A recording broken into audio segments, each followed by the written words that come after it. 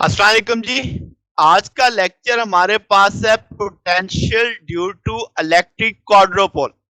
तो जनाब, अब क्वाड्रोपोल क्या होता है, क्वाड्रोपोल मूवमेंट क्या होता है और उसकी वजह से बनने वाला पोटेंशियल क्या है, आज के टॉपिक में हमने ये देखना है। आसान सा टॉपिक है, कंसेप्ट बड़ा वही है पुराने वाला। तो potential due to electric quadrupole आज की हमारी मेन हेडिंग है। तो आपके पास क्वाड्रोपोल क्या होता है कि दो डाइपोल अगर एंटी पैरेलल रख दिए जाएं पास पास, तो वो हम कहेंगे क्वाड्रोपोल बन गया। अब जो क्वाड्रोपोल होता है इस पे नेट जीरो चार्ज होता है और जीरो डाइपोल मूवमेंट होता है। ठीक होगी बात, जब हम ज्यादा डिस्टेंस पे चले जाते हैं। फिर एक लफ्ज हमने ऐड किया, लीनियर इलेक्ट्रिक क्वाड्रोपोल, यानी जब एक लाइन के ऊपर डाइपोल्स को अपोजिट डायरेक्शन में रख दिया जाए इस तरीके से कि दो पॉजिटिव उनके ओवरलैप कर जाएं। जैसे आप इस फिगर में देख सकते हैं कि एक पॉजिटिव आपके पास ऊपर है, एक नेगेटिव है, ये अब आपने नेगेटिव ओवरलैप कर दिए। तो ये कंसेप्ट आपके पास, यानी दो आपके जो सिमिलर चार्जेस हैं, चाहे दो पॉजिटिव चाहे दो नेगेटिव ओवरलैप कर जाए, तो वो अब जो सिचुएशन बन रही है, वो जो एक सिचुएशन क्रिएट हो रही है, दैट इज इलेक्ट्रिक क्वाड्रोपोल की है। अब हम जानते हैं कि भाई आपके पास सुपरपोजिशन प्रिंसिपल है। सुपरपोजिशन का मतलब होता है कि हर चार्ज का जितना भी पोटेंशियल बन रहा है, जस्ट उनको सादा सादा ऐड कर दो आपस में। अब आप देखो तो यहाँ पे तीन आइडेंटिटीज आपको दिख रही हैं। एक ये पॉजिटिव चार्ज है, ये माइनस के 2q है और ये पॉजिटिव का q है। तो इसका मतलब अब मैं फार्मूला जानता हूं 1/4πε0 q ओवर आर। तो पहले पॉजिटिव की वजह से जो आप लिखोगे, अब टोटल ये एक्स एक्सिस से लेकर पी पॉइंट की दूरी को आप आर कह सकते हो।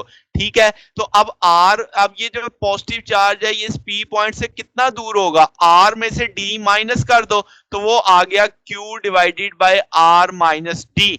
फिर ये 2q जो चार्ज है ये p से कितनी दूरी पे है, डेट इज r, तो वो मैंने -2q डिवाइडेड बाई r लिख दिया। ये अगले वाला q इस p पॉइंट से कितनी दूर है, तो ये r और ये d, तो क्या r प्लस d लिखा जा सकता है। तो अब आपको पोटेंशियल में चार्ज भी समझ आ रहे हैं और उस चार्ज की p पॉइंट से दूरी भी समझ आ रही है।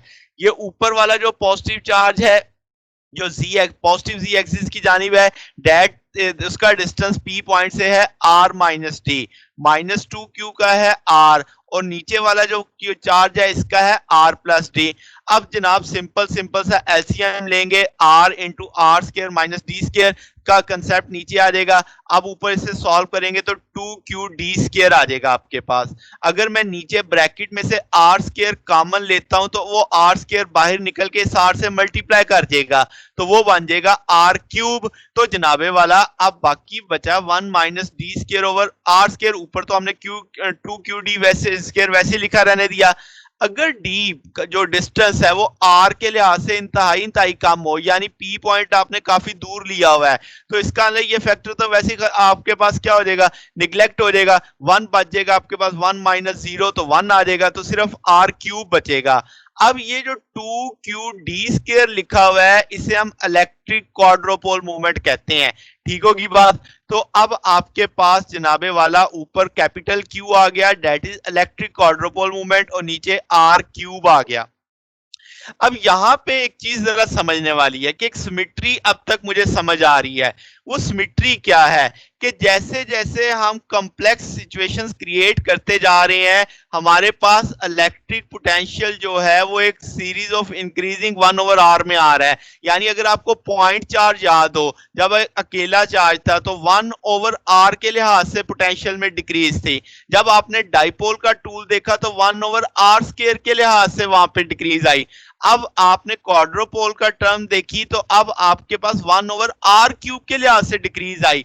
तो ये जो एनालिसिस हमने किया है इसे कहते हैं एक्सपेंशन इन मल्टीपोल्स का नाम दिया जाता है।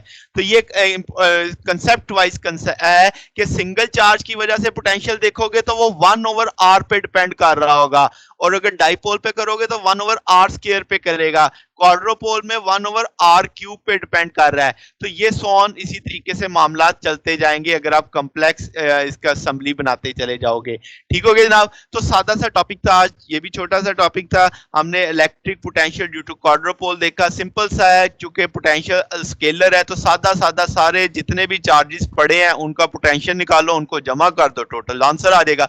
ये बस थीम आपको समझ आनी चाहिए। ठीक है जनाब, आज के लिए इतना ही, बाकी इंशाल्लाह फिर नेक्स्ट देखेंगे। अगर आपको इसमें कोई बात पूछनी हो तो आप नीचे कमेंट्स में पूछ सकते हैं। वीडियो अच्छी लगी हो तो वीडियो को लाइक कीजिएगा और दोस्तों के साथ भी शेयर कीजिएगा। ओके, अल्लाह हाफिज।